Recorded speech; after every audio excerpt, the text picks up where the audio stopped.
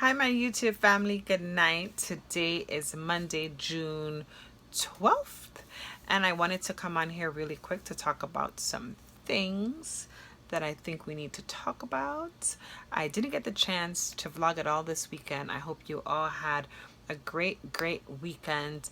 I was able to communicate with a few of you guys over the weekend, so I kind of wanted to give a shout out to Mel. She's currently one of my subscribers, and she's currently in the research phase, but I think that she is going to be just fine, and she's going to make her decision as to what is best for her.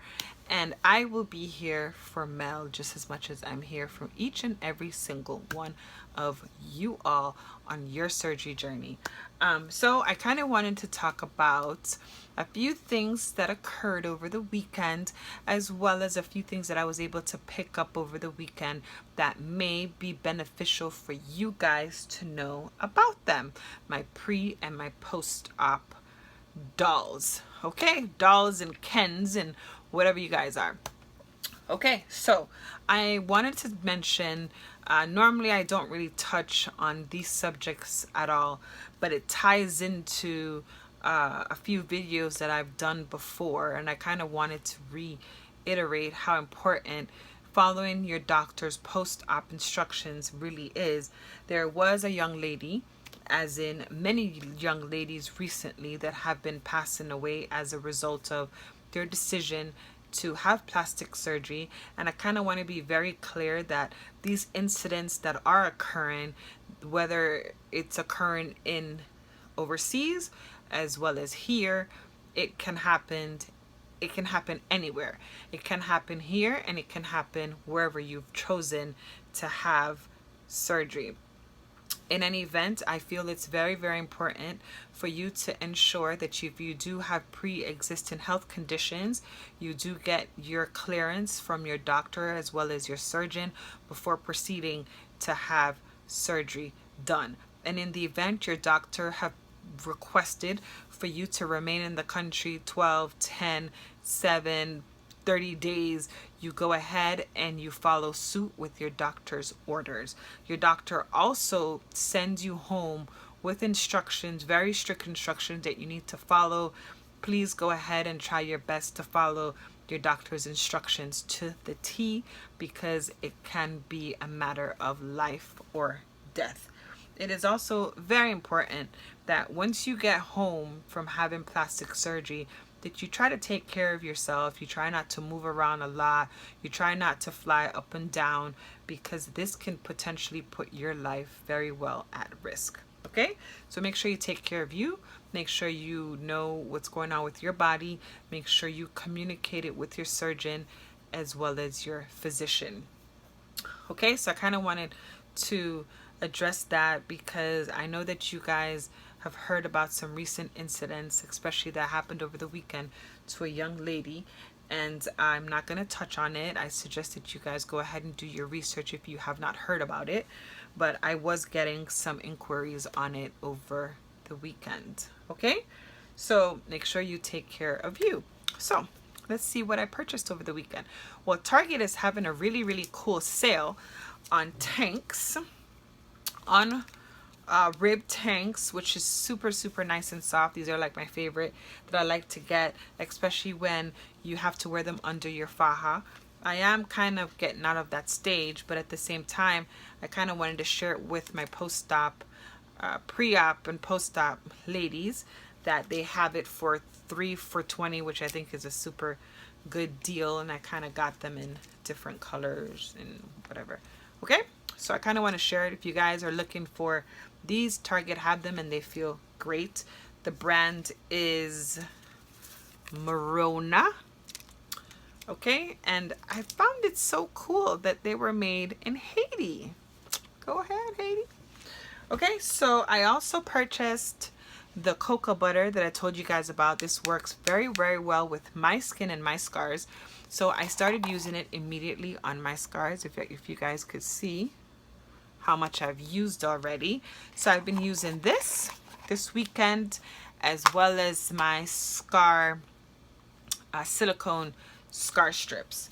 I also found this. I'm telling you, Palmer's is gonna make like a shitload of money off of me. This post-op care stuff is very expensive. I'm just letting you guys know. You guys need to make sure that you save money. Post-op care is expensive.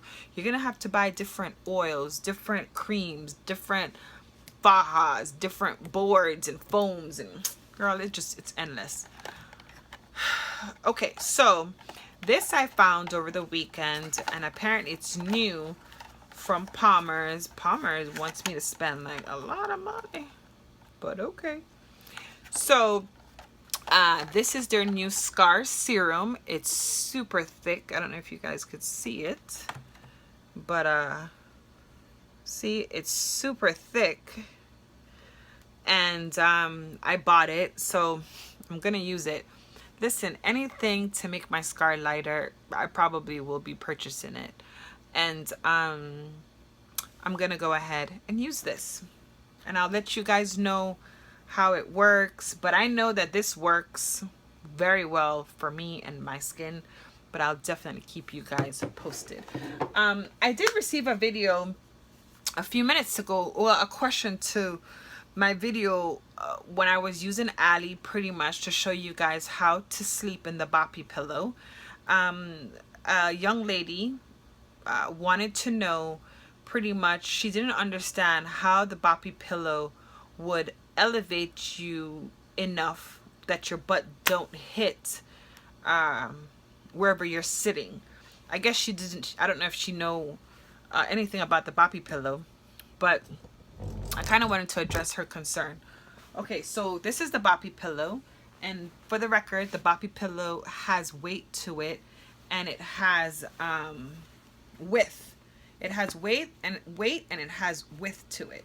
So pretty much when you're sitting, right where my face is where your butt's gonna be, right? So pretty much your legs, your thighs is gonna be sitting on this part, which pretty much will prop your butt.